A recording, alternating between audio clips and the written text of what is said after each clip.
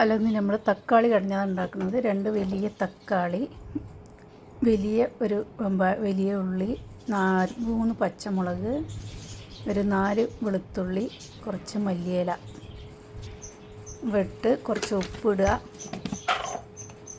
കുറച്ച് മഞ്ഞളിടുക, കുറച്ച് വെള്ളം ഒഴിക്കുക, 1 ഗ്ലാസ് വെള്ളം ഒഴിക്കുക. എന്നിട്ട് നല്ലോണം കൊണ്ട് ഇളക്കി മൂടി വെച്ച് അടുപ്പ് കത്തിച്ച് നല്ലോണം വേകണം. കുറച്ച് പുളി ഒഴിക്കണം.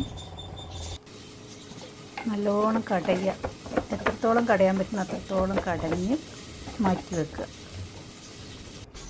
ഇനി നമുക്ക് താളിക്കാം. ചീനച്ചട്ടി വെച്ച് കുറച്ച് വെളിച്ചെണ്ണ ഒഴിക്കുക. വെളിച്ചെണ്ണയാണ് നല്ലത്. വെന്തയം, നല്ല ജീരകം, കടുക്.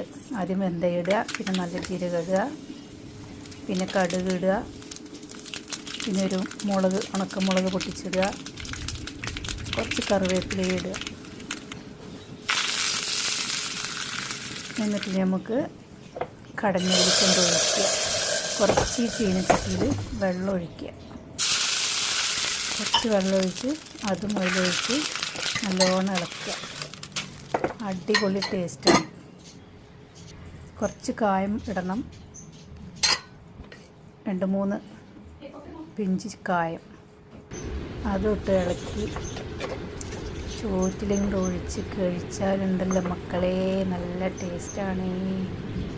അടിപൊളി സാധനമാണ്. ഒന്ന് ചെയ്ത് നോക്കുക.